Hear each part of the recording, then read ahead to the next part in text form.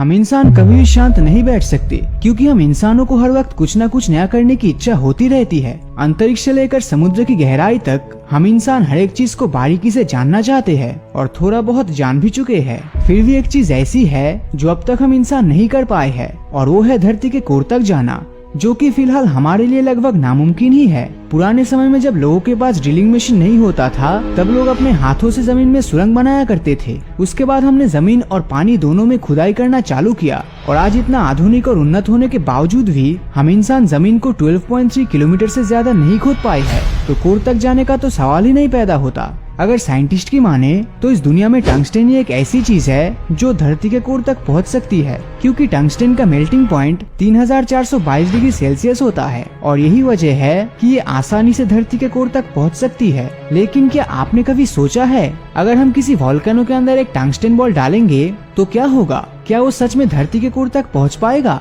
और अगर वो धरती के कोर तक पहुंच भी गया तो उसका हमारी धरती पर क्या इफेक्ट होगा? आज इसी का जवाब हमें आज के एपिसोड में मिलने वाला है। लेकिन इससे पहले कि हम आगे बढ़े, आपको ये जरूर जान लेना चाहिए कि टंगस्टेन की डेंसिटी वोल्केनो के अंदर मौजूद लावा की डेंसिटी से करीब 7 गुना ज्यादा होती है, जिस वजह से टंगस्टेन बॉल आसानी से लावा के अंदर डूब जाएगी। पर अगर आप सोच रहे हैं कि ये बॉल बिल्कुल वैसे ही लावा के अंदर डूबेगी जैसे हर चीज पानी के अंदर डूबती है, तो शायद आप गलत हो, क्योंकि लावा और पानी बिल्कुल अलग होता है और दोनों की डेंसिटी भी बहुत ही ज्यादा अलग होती है। एक तरफ पानी कम डेंसिटी वाला होता है तो वही लावा की डेंसिटी पानी से बहुत ही ज्यादा होती है, जिस वजह से टंगस्टेन बॉल पानी में जितनी तेजी से अंदर जाती है लावा में उतनी ही धीरे धीरे अंदर जाएगी। इसी तरह वोल्केनो वेंट से होते हुए टंगस्टेन बॉल वोल्केनो के निचले हिस्से में पहुंच जाएगी, जहां मैग्मा इसका इंतजार कर रहा होगा, जिसका टेम्परेचर 1300 डिग्री सेल्सियस के आसपास होगा। इस निचले हिस्से को मैग्मा चेम्बर कहते हैं। अब आप सोच रहे होंगे कि वोल्केनो के अंदर ये मैग्मा कैसे आ गया और ये लावा कहाँ गायब हो गया?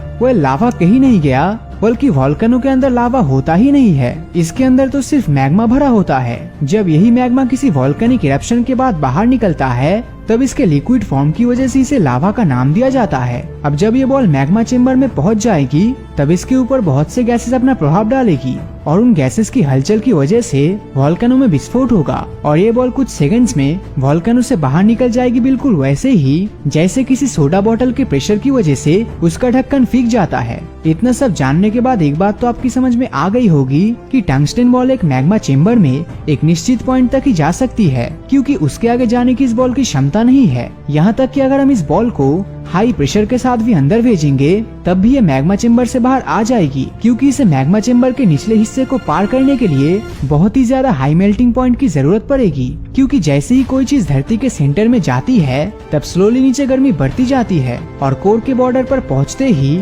नीचे का टेम्परेचर करीब 4000 डिग्री सेल्सियस तक चला जाता है, जिसका मतलब ये होता है कि टंगस्टेन बॉल की महज 1 या 2 पिघली हुई बूंद ही नीचे आउटर कोर तक पहुंच पाएगी और जैसे ही ये बूंद आउटर कोर तक पहुंचेगी तब कोर में मौजूद मैग्नेटिक और इलेक्ट्रिक फील्ड इस बॉल को अपने अंदर एब्जॉर्ब कर लेगी और इसी के साथ इस टंगस्टेन बॉल का नामो निशान खत्म हो जाएगा। अब आश्चर्य की बात तो ये है कि वोल्केनो धरती के कोर तक पहुंचने वाला कोई टनल नहीं है जो किसी भी चीज को धरती के कोर तक पहुंचा देगी, लेकिन फिर भी हम ये इमेजिन तो कर ही सकते हैं। खैर, मान लीजिए कोई चमत्कार हो गया और आने वाले समय में वोल्केनो धरती के कोर से कनेक्ट हो गया, वो भी एक ऐसे समय पर जब वोल्केनो और धरती के अंदर ना खतरनाक गैसेस है और ना ही ज्यादा टेम्परेचर है, तो क्या तब भी टंगस्टेन बॉल आसानी से कोर तक पहुँच पाएगी?